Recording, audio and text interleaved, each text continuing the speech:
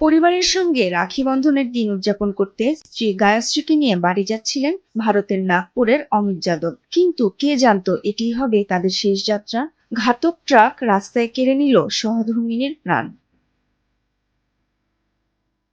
স্ত্রীকে বাঁচাতে চিৎকার করেছেন, কিন্তু পাননি কোনো সাহায্য।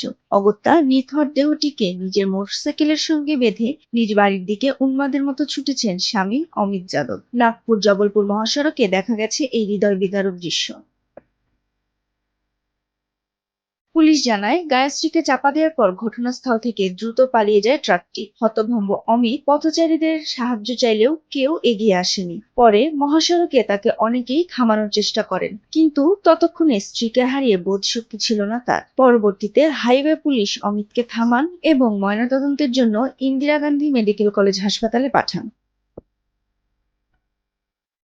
কর্তৃপক্ষ জানায়, এ ঘটনায় আকস্মিক মৃত্যু মামলা করা হয়েছে। ময়নাতদন্তের প্রতিবেদন আসার পর পরবর্তী পদক্ষেপ নেওয়া হবে বলে জানিয়েছেন তারা।